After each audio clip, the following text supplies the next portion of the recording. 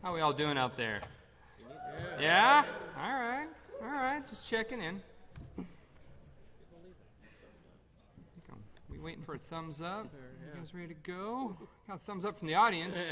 Thumbs up from the tech. That's what we wanted. All right. Well, welcome, ladies and gentlemen. This is a panel called Judge Me by My Size, Do You? This is the many scales of Kenner and Hasbro figures. Now, just a quick comment about both of us here. Ryan and I co-host a podcast called Galaxy of Toys. It's a discussion of Star Wars toys, past, present, and future. And we've been doing that for a couple years now. Ryan also has a great podcast I'll let him tell you about. And, yeah. It's called Collecting Cosmos. It's also on the Galaxy of Toys network, where we talk about the strange and unusual items. Our last show was about the ceramics, including Sigma and Greenware. Our next show is going to be about everybody's favorite Star Wars collectible, Bendums. So we try to cover those things that wouldn't normally be covered in the normal Galaxy Toy Show. Yeah, and I also run a website called FromForlomToZuckus.com, and it's all about Star Wars action figures. That's its sole focus. So we're both lifelong collectors, massive Star Wars fans. We presented at this convention before, and yeah, so we have a big history with the Star Wars brand. So this presentation, though, just to let you know, is, and I'll work on getting the next slide up. There you go. There you go. This presentation is not about Star Wars action figures. That everyone's familiar with. We're familiar with mostly, when people say Star Wars action figures, you're familiar with this scale. This is the 3 3/4 inch action figure scale. This is what became really popular. Since 1995, they've produced over, well, we're getting close to, what, 3,400 figures, right? 3,383 is the current count. Yeah. And there's the current count. Now, this is just what we call the modern, everything since 1995. Now, prior to that, what we call is vintage, and that was everything that came out from 1978, so just following the original Star Wars film, all the way until the line died around 85, 86. And that brought you about another 117 or so figures, depending on what you consider an action figure, whether a Wampa is or a Rancor or what have you. So 3,500 overall, and you know what? The crazy thing is, that keeps growing. This is a never-ending line. But again, that's not what this show is about. We're going to be using this guy for reference. This is about all the other sublines that have taken place and all the different scales that have occurred over the 40 almost year history of Star Wars action figures. We still have more coming. Obviously, there's a TV show out, Star Wars Rebels, just wrapped last week with its second finale. They're going to go into season 3 here in the fall, so expect more stuff from that. And of course, we have the massively successful and popular Force Awakens, which came out in December. And yesterday, how many people got to see the Rogue One trailer, the new Star Wars film? Okay, awesome. So there's a whole new line of figures for that that's going to be coming on September 30th, and that's going to be what's called Force Friday. That's when they do their midnight launches. So, again, lots of Star Wars product, not only out now, in the past, but also there's tons coming. So, Star Wars action figures, even beyond the 3 3/4 size, has had a long history of trying to try different scales and different sizes and different sublines. The first time they did this was in '78 when they released a 12-inch line. It wasn't a huge line, 12 figures. 12 figures, is that what it is? So 12 figures in the 12-inch line. That's the doll size, right? This is representation here. This is the 12-inch Vader from '78. In '82, they started a mini figure line, right? The micro collection? The micro collection, which was die-cast. So they weren't figures in the fact that they had articulation, but they were, little die-cast pieces that had lots of cool environments. They had a Star Tot, which was kind of like a Playskool-y type toy, a Weeble almost, if you guys remember that, but that didn't quite make it to production. And then it took a break for about, 10 years or so before, in the early 90s, Micro Machine, which was really popular with little cars, started in a Star Wars line of vehicles and little tiny figures. As you can see, they are very tiny figures indeed. So they started a line of that, and they started Action Masters, which were a larger die cast, and that was a small line. It was kind of mixed in with other properties like Terminator and Predator and those things like that, so that was cross-promoted. you know, they always were trying to find something else to catch on outside of their 3 3/4. We reference Mego up here. Mego was insanely popular in the 70s and across so many different brands, but Star Wars didn't quite adopt that size. Was it 6-inch, 8-inch? Megos are 8-inch? 8-9-inch. 8-inch. Okay. So here we go. This starts off, like I said, the different scales and sublines that they had. We were going to start with the Micro Collection. This came out in 82, and this featured over 70 little die-cast pieces that had really cool play sets that you can combine together. They had a Bespin that you can build pieces to, the Death Star, Hoth, and these were all environments. They had some mail-away pieces. Again, no articulation as they're little die-cast, you know, single molded figures. A lot of these pieces, since this line was canceled early, there's a lot of pieces flowing out there that were in prototype stage, and you can find like the Torture Chamber and the Jabba's Palace. Which ones? The Rancor Pit? No. No. There was the torture rack from Bespin and the droid torture chamber from... That's right. Both tortures. They're into torture. Okay. Now, just so you know, on the board we have the Luke Skywalker and the Han Solo. Oh, yeah. The Luke Skywalker represents the size of a 3 3/4-inch action figure, whereas the Han Solo represents the size of whatever figure we have on the slide. Fortunately today, since we're both local collectors, I've brought almost every scale here so we can see it visually up here. But when we originally did this, Matt Fox, who did this with me, and I did this at Star Wars Celebration last year, obviously we weren't going to pack up all of our action figures down to Anaheim. So we're going to have the representation up there with the Luke and the Han, as well as right up here on the table.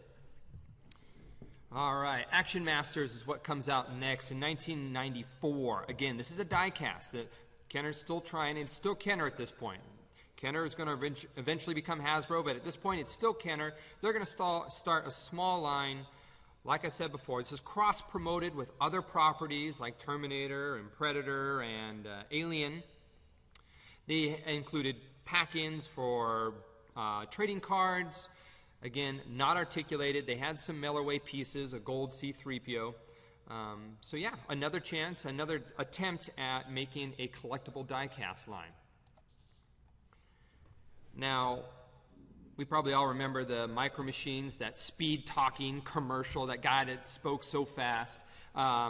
Those were really a big thing, and Galoob was the company that actually created Micro Machines. Well, Galoob was purchased in 1998 by Hasbro, so that's why this is included in this line, because this will become a Hasbro property. But this became a very...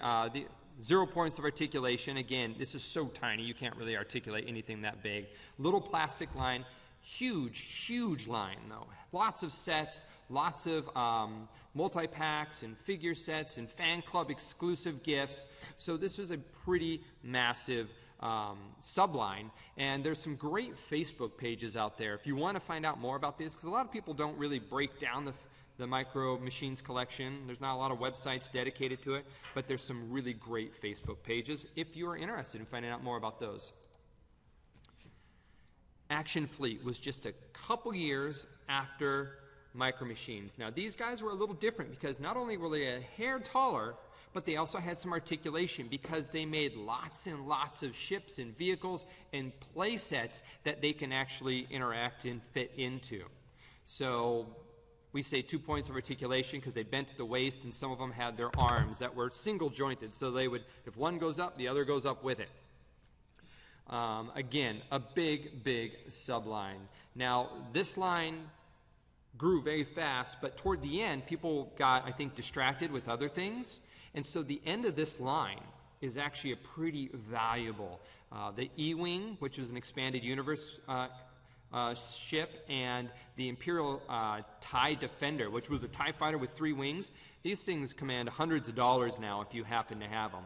Also some of the concept Phantom Menace ones. And it continued on. We said in 2002 there. They actually did Attack of the Clones. They weren't necessarily, I can't remember if they actually had Action Fleet on the package, but it was the same scale. Put out by Hasbro. And they did a few of the ships from Attack of the Clones, like the Solar Sailor and the Star Destroyer from that. But not very much, and that's kind of where the line ended. It was kind of a fizzle in that. Very true. All right, Epic Force. This was a unique concept. again, it varies from their action figures in the sense that this doesn't really have much articulation. It has a base that it spins on, but it has to spin manually, so it's not like it would sit there in a display case and rotate, which would be kind of cool. But this is another line. It wasn't very big. It was 12 figures. FAL Schwartz, which used to be down the street here, had an exclusive 3-pack.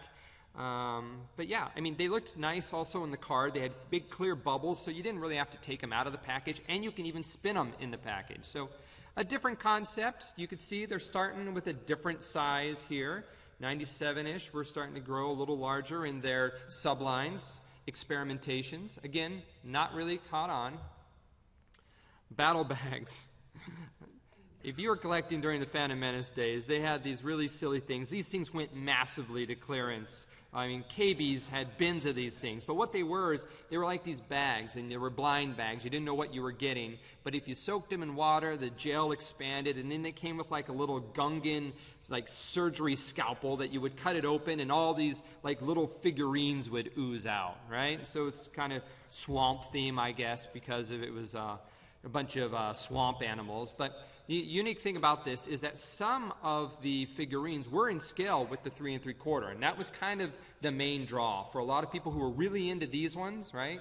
Obviously, people are into these. They've made 3,500 of them. But for people who are into these, they kind of wanted to get those in scale, build your dioramas, but some of them were grossly out of scale, and it was just a little unique mini subset in '99. And unfortunately, that was the one set I forgot to bring here, but they're just little animals anyway. There were no main characters. It was all creatures. Mega Action. Now, believe it or not, this is Hasbro's first attempt at essentially a 6-inch line. Everyone's really happy with the 6-inch line that came out last couple of years. The Black Series is what it's called. We'll get to that. But this is actually their first attempt, but it only went 3 figures. It went Obi-Wan, it went Darth Maul, and it went a destroyer droid that was supposedly supposed to bend up and roll around like he does in Phantom Menace, although it was very difficult to do, and I doubt it even really worked. Mine did. Yours did? Yeah, mine worked. Oh, well, there you go. So yeah, so you have now a 6-inch, something they're going to abandon pretty quickly after 3 figures, but years later going to come back with great gusto. Next up, you have a line of, these are vinyl figures. These didn't stay on the shelf long. These were out essentially for the release of Attack of the Clones, and there was just 4 of them. Vader, Anakin, Mace Windu, and a Jango Fett. Now, the thing about these is some have articulation, like 1 or 2 points. Their shoulders might move, or their helmets might come off, their lightsabers come out, but, I mean, that is it. It's pretty much kind of a vinyl statue, essentially. So a pretty simple line, but again, they're experimenting with that larger scale. Now, 2002 also released onto the world the massively popular Galactic Heroes. Now, it actually started off as Playskool, a little small subline of Playskool toys focused toward kids. But eventually it's going to become so popular that they're going to rebrand it Galactic Heroes, and from that point on, they're going to make over 400 of these guys here. This is the era of cutesy. When Star Wars starts to get cutesy, these became very, very popular. Exclusives all over the place, multi-packs, single packs, Christmas-themed packs, you name it. This line ran for a good 8 years, so this is a really, really big line. And again, it's just these silly, misshapen Star Wars figures. Next up is Unleashed. Now, Unleashed is a really cool line, as it, not so much an action figure, but it's still being put out by Hasbro. It's trying to capture that vibe, but these are like really cool displayable statues for very cheap. They ran $15-20. And they essentially were not articulated. They started off with a very cool premise, and the very first premise, or the very first wave they brought out was each character had a emotion around it. So it was rage, which represented Anakin Skywalker. They had fury, which was what they called the Darth Maul one. They had sultry, which was Padme. They had Vader, which was power. And so they kind of started theming it through emotion, but they abandoned that later on once this line got popular and they started putting out a lot. 35 figures was where they went. There was some exclusives. Yeah, and at the end, several of them were pretty rare. At the end, it was difficult to find. But yeah, another scale you can see just in the first, so modern started in 95. This is only 7 years later, and we're already experimenting with all these different sizes and scales. Hasbro, not only have they bought Kenner, not only did they buy Galoo, but they also purchased Wizards of the Coast. And that's a sub-brand they've had for a while, I think all the way back in 99. Well, when they purchased Wizards of the Coast, that came with all the gaming properties that Wizards of the Coast has, and they wanted to create a new one that was based around the Star Wars franchise, and that was the birth of the Star Wars miniatures here. Now this line, because it tied into a whole nother side of collecting, which was the gaming culture, this line blew up, and as you can see, over 800 figures were made, or little guys. Now they're tiny, right? So it's easy to make a lot of them, but this line showed a lot of popularity for its about 6-year run that it went. It was a difficult line to collect, though, because it was blind box, so you weren't necessarily buying a lot. These became valuable once they were out of the package and people started saying, I have this, who wants to trade? Or shops would start displaying the special ones they had. And they came with different rarities as well, so then that was a whole nother line of collecting. So 2005 brings about the kooky, if you will, Force Battlers. Again, we're taking a little larger scale. These are a little bigger than a 6-inch figure. This line was targeted toward a younger audience. They came with what we call unconventional accessories. For example, General Grievous came with a ballistic buzz disc attack, right? Obi-Wan would later come out as Samurai. So this was a unique line that was aimed toward kids, putting the fun back in these collectibles, because you can see it's quite a bit different from the Unleashed, which was just a few years before. So this is definitely a younger-based line that they brought out. And this came out around the time of Revenge of the Sith. Now, Revenge of the Sith also saw the return of, it was almost a Micro Machine, but not quite. They didn't really brand it, because it was kind of between a Micro Machine and an action fleet. So it was kind of between these two guys up here. And it was a very, very small line, only 9 vehicles, and they had a few battle packs, but this is a line that's pretty easy to pick up now, although you might have trouble. I mean, cost-wise, it's easy, but it's sometimes hard to locate it because it was a blink and you miss it in 2005. Who remembers eating M&Ms like crazy in 2005? Because they were all Star Wars themed packages. There was just in packaging alone, we have food collectors here in the area, and they just were pulling their hair out trying to get every different version of every Mars product that had a Star Wars logo on it. But they did even get around to doing figures based on those packages and commercials they had at that time. 17 figures. These guys were not articulated. They're essentially figurines, but yeah, we even had this is the first really major food tie-in that actually got somewhat of a playable figure attached to it. And that was again in 2005. Again, Revenge of the Sith saw quite a bit of lines being promoted at that time. It was comparable to the Phantom Menace back in '99 and almost comparable to The Force Awakens here in 2015. People were going crazy with licensing Star Wars products. All right. We're up to Playskool's, another attempt at Playskool, bringing out a line that's dedicated toward kids. And this one's going to be the Jedi Force. So this was here. This only produced 15 figures, but you can see they're starting to put a little bit more articulation into them. Articulation, of course, for us figure collectors is a big thing.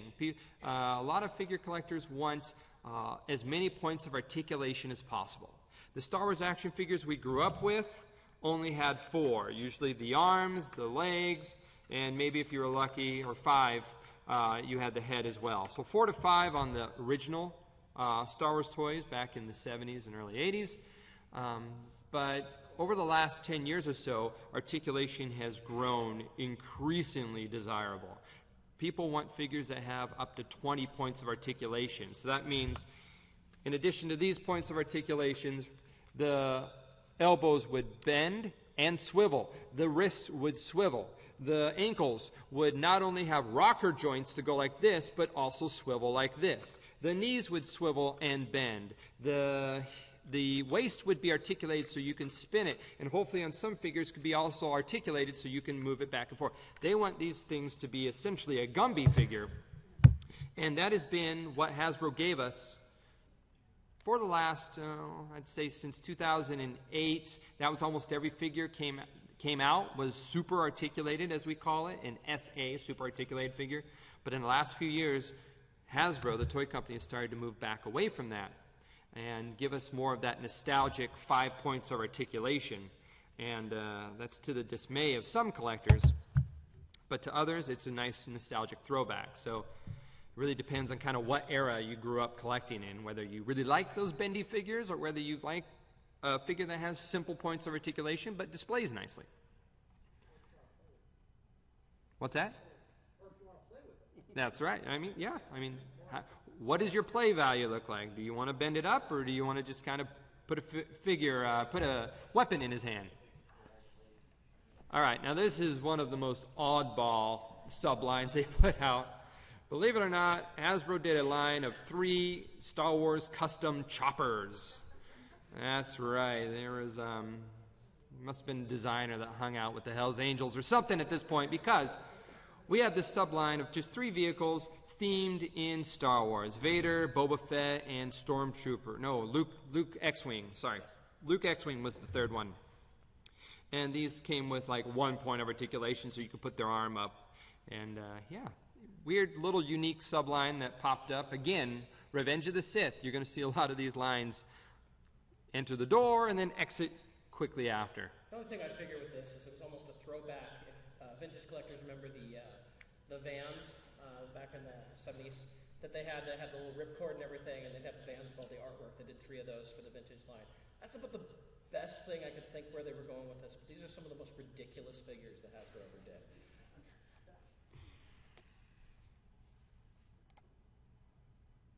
Oh, look at that, 2005, imagine that. Another Revenge of the Sith themed line. Now here, this is where, other than the Wizard of the Coast, this is where Hasbro really wants to capture some type of gaming component to their collectibles. They want kids to not only collect these, but then have some type of playable value outside of just, you know, Luke, I am your father, right? They want to have some like objective, some game with rules and missions and game pieces. And this was their first attempt, essentially, major attempt. This is called the Attacktix line. And these Attacktix lines, as you can see, are these little molded figures on bases. And again, these bases come with rarities. And so they had stickers and colors and logos on them to show you whether it was common or rare or ultra rare. And what they did is they all had some type of spring-loaded mechanism in it, whether it was a lightsaber that whipped forward or a little plastic missile that would shoot out. And the idea was to, yeah, literally get these figures and get together with your buddy and then try to take turns knocking each other over with these, you know, these spring-loaded features. So it produced 159 figures, but I don't think it really caught on with any major collectors. These weren't something that were really, people were really vying to get. I think it captured the kid audience that came in with Revenge of the Sith. So yeah, it's one of my least favorite, I would say. I'm going to go ahead and put it out there. It's my least favorite. You can find these in 25-cent bins at secondhand stores all the time. So if you're interested in this, it's not going to be hard to maybe get all 59. It might be difficult, but to get a sampling, not hard at all. The next line is what I like to call the black sheep of the Star Wars collecting line, because this line of Star Wars Transformers was neither embraced by Star Wars fans nor Transformer fans. So this is obviously what it is. It's a Star Wars. Hasbro is the same company that owns G.I. Joe, also owns Transformers. So this was their crossover brand with Transformers. It was, yeah, just as it stated, Star Wars characters that turned into essentially usually their perspective vehicle. So Darth Vader here would turn into Vader's custom TIE fighter. Now, they did include, though, a little minifigure. Now, the Transformer itself is considered, I would say, a figure itself, but it also included a little figurine that can go in the cockpit of these figures. Figure, really. It's almost the same thing. Almost the same thing. So this suffered through 38 different releases before, and it was 38 figures spread over 5 years. That tells you the line is not the most popular. If it takes 5 years to put out 38 figures, so or 38 vehicles, if you will. Yeah, because about somewhere in the middle there, they stopped packing in the little microfigures with the vehicles. They just axed that altogether, whether it was for cost or whatever. They continued to do transformable vehicles, but they took out that microfigure. Again, 2005, massive toy blitz by Hasbro at that point. 2006 sees Unleash take a different form. Now, Unleash, of course, was this one, to remind you. This one here. Now, these was a series of pre-posed, action-posed figurines that took place, and they sold them in multi-packs. So you can buy different themes. You can buy Hoth Troopers, you can buy Wookiees, you can buy Stormtroopers. So all different types of multi-packs. There were some vehicles.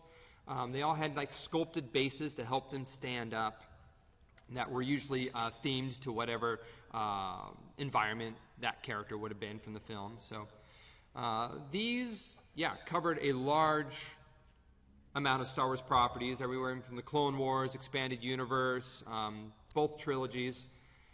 Lasted a couple years only before being retired, so eventually it would end up at dollar stores. So I think it was too much. 200 in 2 years, it's too much for people to really take on and to embrace. Mighty Mugs, or as I like to call them, the poor man's Funko Pop. How did these not catch on but Pops did? I'll never understand that bit. It's all about timing, apparently, because this is not too far off from what a Funko Pop looks like, but this was a line that came out in 2008. It went for 44 figures, so it was a little popular at first. As you can see, it's these chunky type figures. They are about the size of a Funko Pop. Painted vinyl is simply what it is. It's got a few points of articulation. They usually come with one accessory, either a blaster or a lightsaber, and this didn't last very long. And the last couple of waves, like it says here, was actually online exclusives. So those are probably, at this point, the most valuable from the entire series. Jedi Force. We had mentioned it once before. It was this Vader here in the middle, right in front of the chopper here. Well, this is another take on Jedi Force. This time, this is going to pick up the slack to where Galactic Heroes, which were those tiny ones that went crazy and very, very popular, when Galactic Heroes ended, Jedi Force began. So they kind of retired the Galactic Heroes and upsized them just a slight bit, gave them a couple points of articulation, and Playskool now has, or the equivalent of a Playskool toy is this Jedi Force. They did a small version. It produced about 44 figures, and these are still out today. You can still find them. I think Rey is coming. I think I saw that Force Awakens versions of these are coming out, if not already hitting stores as we speak. But they also did a larger version as well. Not too much larger, but they scaled it up a little bit, so you can, if you wanted to have a couple larger in this version. They only did 3 so far, so I don't know that those are going to return. Those kind of hit the radar in 2010, and we haven't seen any since. But the smaller ones are still coming.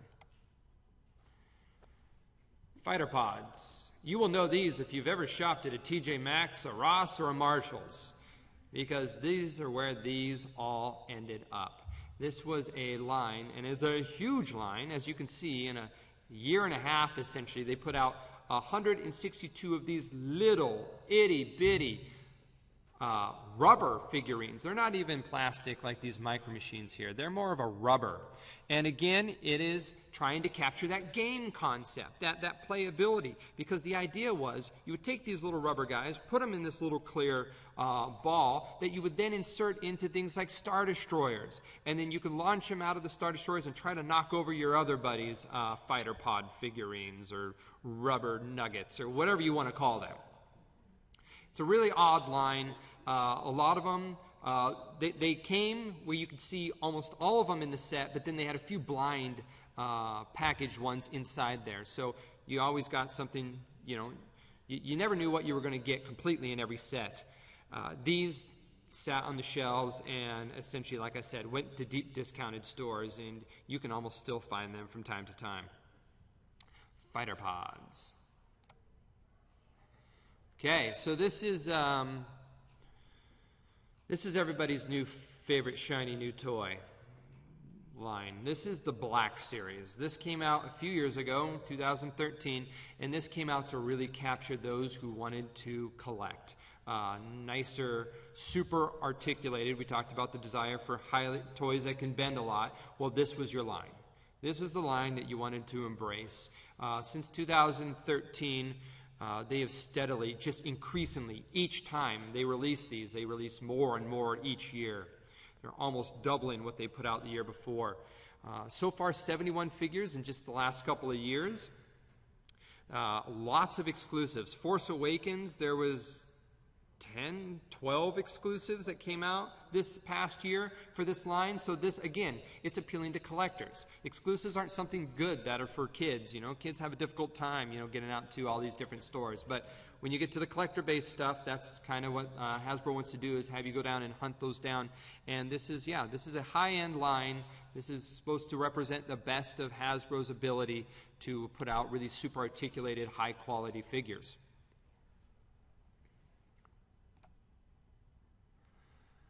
We talk about wanting to get the gaming concept out there. Well, here we are again. This is Star Wars Command. This was essentially little green army men for Star Wars. These were unpainted Star Wars figurines, plastic, just like the army man, a little larger than the typical army man. And there was a game component to it where you're supposed to knock them down with different techniques, but, these as well sat on the shelves, and you could find these over the last year showing up at deep discounted retailers. Because they're army men, they have no points of articulation. Quite a few of them. Let's see. These appear in packs that have 9 to... There's a Toys R Us set that had 93 of these packed inside. So they're trying to give that army building collector something to go after. Again, didn't quite catch on. All right, I'm going to end up my half here with Mashers. Mashers here, you can see the scale is kind of on par with some of their previous releases, but what's different about this figure is that you could take off his limbs and his heads and his hands and his arms, and you can mix this up with other Masher brands, because Hasbro currently does these in in Transformers and Marvel Comics and things like that. So you can essentially put the Incredible Hulk's head on a Darth Vader body and give him Megatron feet. I mean, that's the idea behind this brand. You can really mash them up. So this is a line that's currently in the works. There's some Force Awakens stuff coming out for this one as well. 9 points of articulation, so the articulation's not bad. And you know what? The price isn't bad. For $10 to get a 9-point articulated figure, that's pretty good, because these guys that are coming out now, these guys are 5 points of articulation, and they cost about $8. So, all right, that's cool. Ryan. I get to cover one of my favorite scales, which is the 12-inch stuff. And we're going to start with the original 12-inch, although he is not 12 inches. He's a little closer to 14, 15 inches. The original, I call them dolls. Most people call them large action figures. Most of these actually had removable clothing.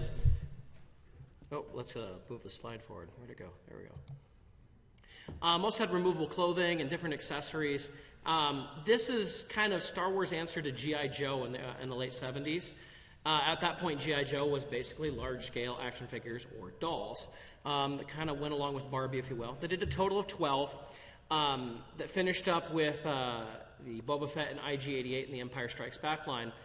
And there were a few that were never produced, like Han Hoth and that sort of thing. Some people really enjoy these. This is one of my favorite scales, like I said. Some people are like, it's not 3 3/4 inch. But when the figures relaunched in '95, we had the new 12-inch. This is the original Vader from those first 4. And again, same thing. Removable clothing, supposed to have higher detail, cloth clothing. If you notice the vintage Vader here, he only has a cloth cape, whereas the new Vader, everything is cloth. And most of these 12-inch, as we go through them, had the same idea. And the 12-inch series changed name over time. So the first ones, there were 32 figures that were called the Collector Series 12-inch, about 10 points of articulation, many exclusives. And it went into the Action Collection in '97 to 2000. The Vader here, I didn't bring him. He's a little taller than this one. I think they originally used the bodies from some of the basketball starting lineup figures they were doing at the time. And they made a removable helmet on Vader, and they did 44 total of these figures. Most of them about 12 inches, some like the Vader a little taller, some a little shorter. Again, lots of exclusives. As they went, the way exclusives are with Black Series now is what exclusives were with the 12-inch back then. The Masterpiece Collection were ones that came with books in boxes. Here's Anakin. Again, he was taller than the average 12-inch. There were only 3 that they did. They did the Anakin, C-3PO, and Aurra Singh. Each came with a specific box that goes around it. With Vader, it was all about Vader. Aurra Singh was about bounty hunters, and C-3PO was about 3PO. We get to the Phantom Menace Action Collection 12-inch. Again, they did 19 of these. And as you can see, the Anakin there is much smaller. They started doing a smaller buck, if you will, with the Anakin. And then they had stuff like Watto and Sebulba that were completely different out there. And then people like Boss Nass, who had a much bigger body. They did a total of 19 of these figures, many exclusives again, a few 2-packs. And they even got into vehicles. There was a Darth Maul that came with his speeder. And prior to this, we'd also had the speeder bikes that came with the Biker Scout, Luke Skywalker, and Princess Leia. At the same time as Phantom Menace, they released these electronic 12-inch, and these weren't your traditional doll-type 12-inch. They were much more plastic, less cloth, and you could move levers in the back, and they'd swing around and make noises. Kids could battle against each other, and they'd talk to each other. Their lightsabers would clash. And they did 4 total figures with this: Darth Maul, Qui-Gon, Obi-Wan, and our favorite, Jar Jar. Everybody needs a talking Jar Jar, right? Again, this is still Phantom Menace time, and then they did the Queen Amidala collection, and this is kind of the cheaper version. It was actually marketed as Hasbro Girls. They would come with combs and brushes, and you could change out some of the outfits. About 8 points of articulation. These are much more like Barbie dolls than anything else in the 12-inch stuff. They had different accessories. They only did 4 total figures, and they were all Padme or Amidala. But at the same time, they did the Portrait Edition 12-inch, which were supposed to be much higher-end 12-inch, very nice clothing. Like the previous ones, they were very kind of cheap clothing, and these were, like the Senate Amidala here, it's really nice. These debuted, I want to say they were about $60 when they first came out, and nowadays you can find them for about $5 to $10, even boxed. But they're amazing. They did a couple of Amidalas. They did a Princess Leia, and then a 2-pack with Qui-Gon and Amidala. I think they're some of the nicest 12-inch that they've ever produced. They're very cheap to find now, too. After that, they went into the Power of the Jedi 12-inch, and they started doing different characters that we didn't necessarily see. We see an increase of articulation. I have 12 points of articulation here. There were some with even more. We have Bosk here, we'd never had like in a previous 12-inch figure.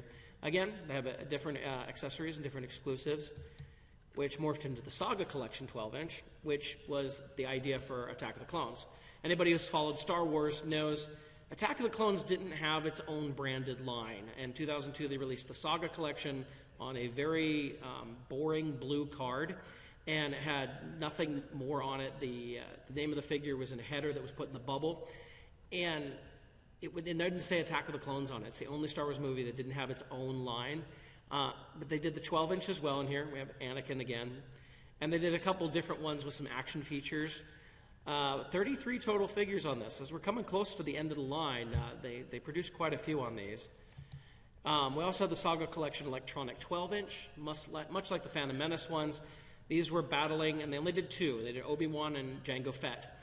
And both of these would actually interact specifically with each other. They'd punch each other, and not you'd have to battle them together, but they would respond to each other when you did it. Lots of lights and sounds. 14 points of articulation, which isn't bad for something like this. We had the original Trilogy Collection 12-inch, which were put in vintage-style 12-inch boxes. These are also some of the nicer 12-inch they put out. They did 4 total figures with this, with one being an exclusive Chewbacca to KB Toys. The biggest draw, of course, was the vintage boxes on these, but they were really nice 12-inch, too. Some of the nicer we got from Hasbro. And we kind of closed it out, what seemed like 12-inch with the Revenge of the Sith, which they only did 7 figures for. Some of the last ones are really nice. They did, was it Barriss Offee and Shakti, yeah. And they're really nice figures. They did a General Grievous in here who was very small for what he was. He was about 12 inches tall and should have been much taller. But they looked really nice, and it was kind of sad that they ended at this point, or what seemed like it was an ending, because, as we know, in 2012, we got what we'd like to call shampoo bottle 12-inch back, because they remind us of the vintage shampoo bottles. Couldn't you just take off his head and pour out some shampoo from this guy right here? And they've done 29 of these. These are still continuing. They've done Force Awakens ones. They've done a couple exclusive packs. And they've actually gone over 4 different brandings. It started with the Yoda, the green Yoda line, and then the red Vader line. And now we have Force Awakens. There was one in the middle there, wasn't there? Oh, Rebels. That's what it is. They did several Rebels characters for this. And from there, that's all the different scales that were produced. But we wanted to show you a few things that were never produced. Some of this is kind of fun, and these are from some private collections. But here we have the Star Tots. Anybody who's been to a Star Wars Celebration the last few years knows the collector's panels, we hand out little die-cast flat Star Tots. Well, they're based on an original concept. It was supposed to be like the Playskool people. They were supposed to come out in about 78. There was a total of 4 figures. As you can see here, there was a couple vehicles, like the X-Wing and Landspeeder. And it's kind of sad they didn't make these. They would have been cool. This concept kind of came back around. They did some Ewoks that were very similar to this in 85.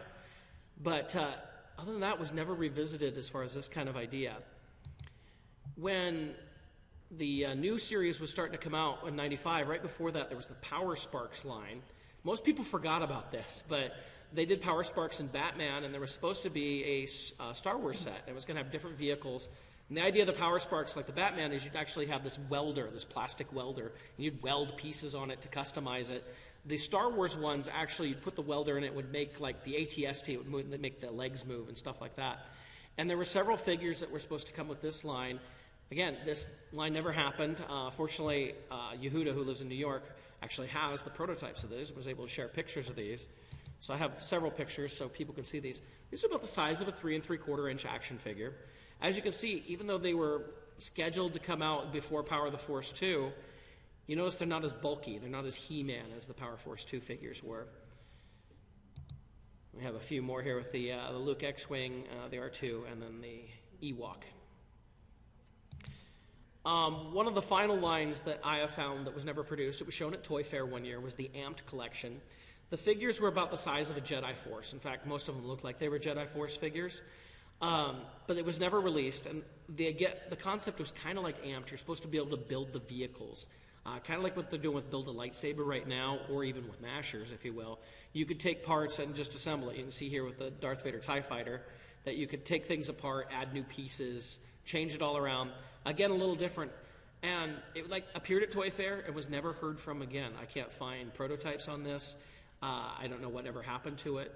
I don't even know how many figures were planned. It was just one of those things was shown at Toy Fair and it was gone.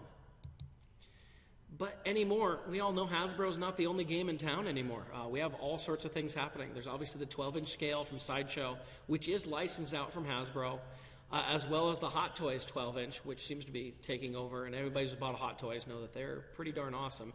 but they're also in the $250 to $300 range. So unlike your $10 shampoo bottles that are the same size, it's a lot more expensive. Gentle Giant's also been doing their vintage 12-inch, which are scale-ups of the vintage action figures. And then we have 6 to 8-inch figures from all sorts of Japanese companies. I think I have about 4 different Vaders at home. They've just come out in the last year from different Japanese companies, all in that 6-inch scale. Much more detailed than the Black Series that we're getting in the United States.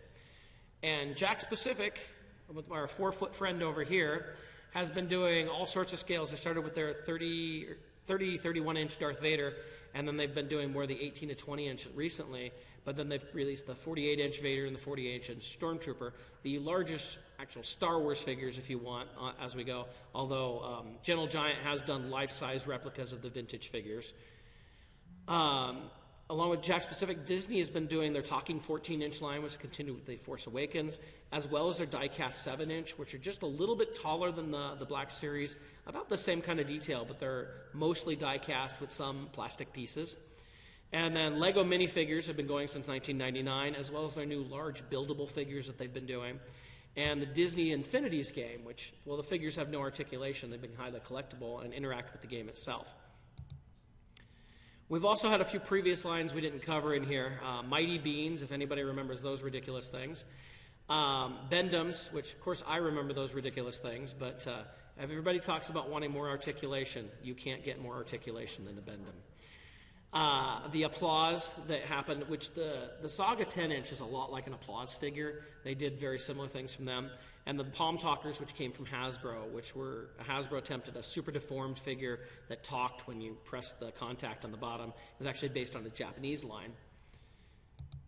So, kind of in conclusion, there's a lot of figures that are not 3 3/4 inch. As you can see, we lined up a lot of different stuff here from all sorts of different scales.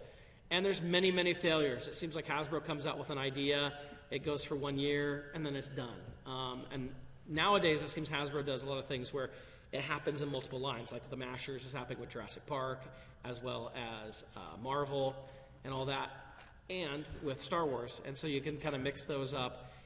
These ideas anymore seem to be going along that idea to where they can cross it across all sorts of lines. I would say don't try to collect all of these. While I have every 3 3/4 inch Hasbro action figure, I do not have the whole entire collection of all these. I collect Vader as a focus through these, so I'm able to have the Vaders through these. But if you want to do anything like this, find one of these that you really love and go after those. Don't try to go after all of it. It's kind of insane. Ways to stay engaged. We have many websites out there like Jake's Own Forlom Dazuckus and Jedi Business, which is run by our buddy Chris. Go to your conventions. Go check this stuff out. If you've never been to a Star Wars Celebration, I recommend it. I know London isn't the easiest thing to get to this summer, but when they come back to Anaheim, it's an easy trip. You learn a lot from those. You get to know a lot of people. I love going to the celebrations, honestly. But conventions like this as well, or San Diego Comic-Con, or Rose City Comic-Con, or any of that sort of thing. Get involved with collecting clubs. Most of you local people may not know that there's a couple local collecting clubs. Both Jake and I are from the Sarlacc Club, which has been going since about 1994. We've done a lot of our own events. We're not necessarily out in public as much, but we have our own locally hosted parties. We actually did kind of our own private convention a couple years ago, which was a lot of fun. But then there's our Stars group that meets every month, the last Tuesday of every month at the South Center Red Robin. Well, not Red Robin anymore, sorry. It used to be. It used to be. It's Applebee's now. But you can always come out and check that out. Again, it's a lot of like-minded people. It's one of the best things about collecting is getting to know a lot of like-minded people, and you enjoy it more than just having your collection in your basement or wherever and not talking about it, and nobody sees it but you. And this way you get out to see more people, you get to know people, and you can start trading things around and maybe pick up that rarer item than a lot cheaper than eBay or Craigslist or something. Well, excellent. Thank you guys for coming out. Enjoy some Star Wars fun out there. I know I've seen some good Star Wars stuff for sale, and we'll probably all enjoy Rogue One come December. Thank you, guys. Absolutely. Thank you.